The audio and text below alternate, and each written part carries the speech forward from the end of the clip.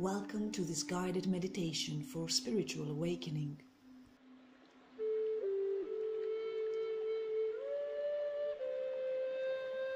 This is an exercise inspired to align you with your manifesting powers and boost your receptiveness of the divine will.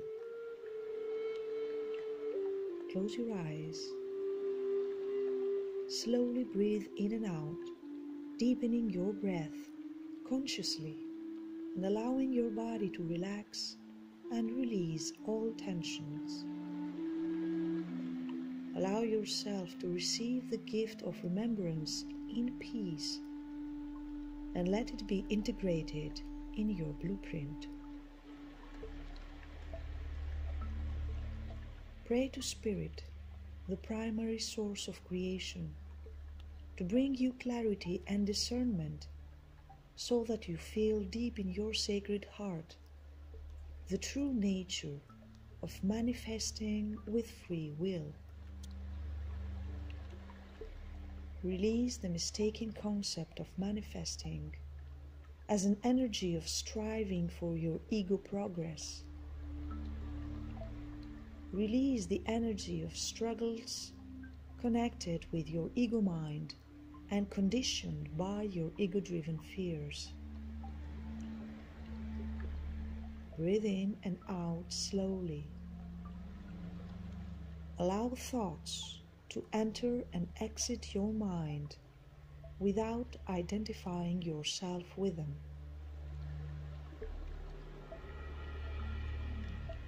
Now place a bubble of protection around you that fully encapsulates you. You can feel around you 1 foot from your body on all sides, top and bottom, a thin bubble that gives you, however, the strongest protection you can think of.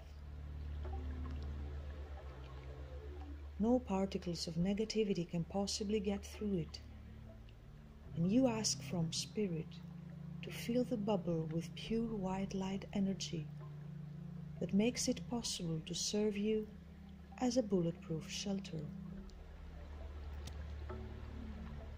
At the very top of the bubble, you feel a stream of unconditional loving energy from Spirit, pouring onto you the bright white light of love that penetrates into every muscle, bone and organ of yours, and even into your emotional, mental and spiritual bodies.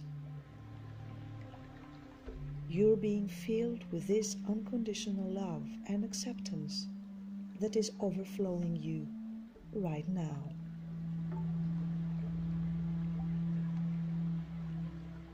Merging into Spirit's love, you hear the voice of the Western Zen guiding you towards the place of earthly manifestation of the divine will.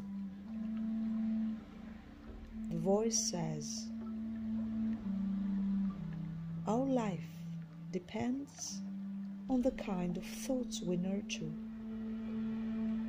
If our thoughts are peaceful, calm, meek and keen, then that is what our life is like. If our attention is turned to the circumstances in which we live, we are drawn into a whirlpool of thoughts and can have neither peace nor tranquility. Be joyful. Sing to remain at the moment. Joy is thankfulness. And when we are joyful, that is the best expression of thanks we can offer to Spirit, the one who delivers us from sorrow."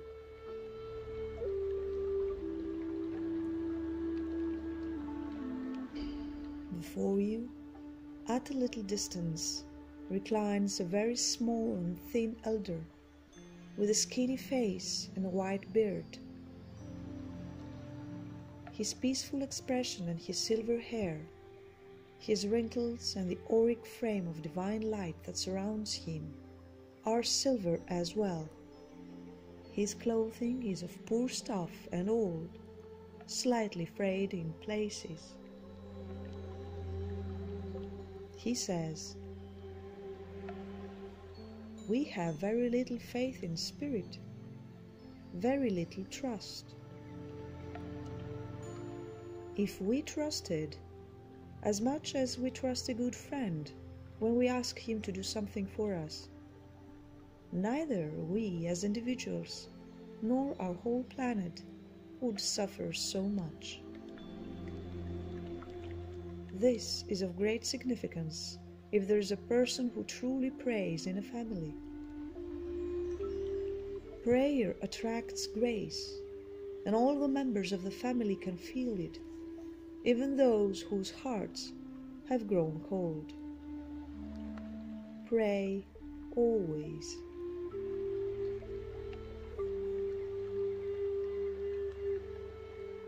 You breathe in and out, and you understand that aligning with divine will is the energy of manifestation on earth.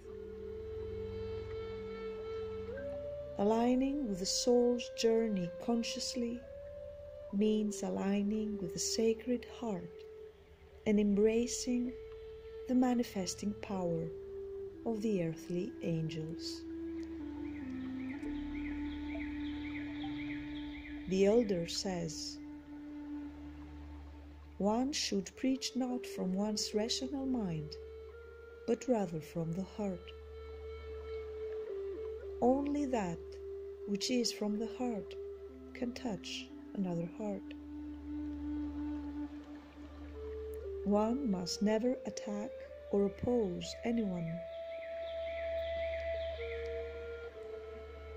If he who preaches must tell people to keep away from a certain kind of evil, he must do so meekly and humbly. For love is sacrifice, sacrifice of the self to spirit." Our starting point is wrong. Instead of beginning with ourselves, we want to change others first and ourselves last. Begin first with yourself, then there will be peace all around. Breathe in and out Spirit's unconditional love.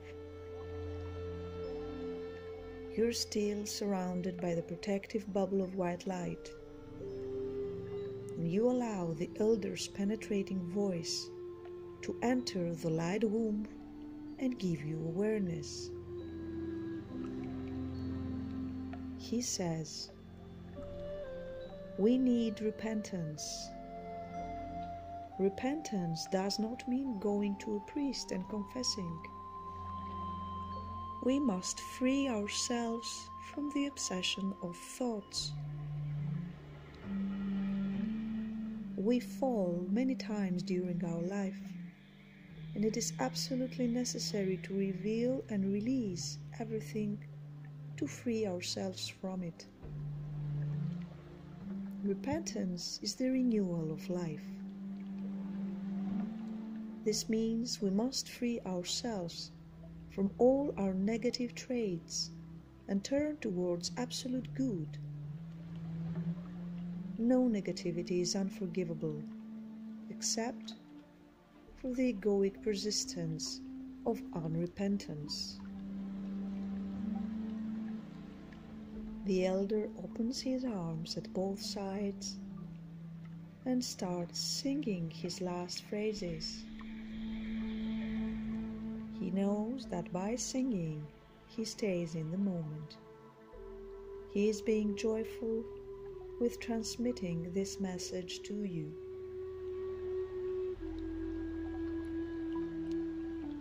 We are usually angered when someone insults us until divine grace comes upon us. When we receive grace, we no longer feel hurt when others insult us but remain quiet and peaceful, as though the insult was not directed at us at all. When I understood that neither parents, nor family, nor friends, nor anyone in the world could offer me anything but ego pains, insults, and wounds, I resolved to stop living for the world. I lived for love instead. For everything and everyone is defeated before love.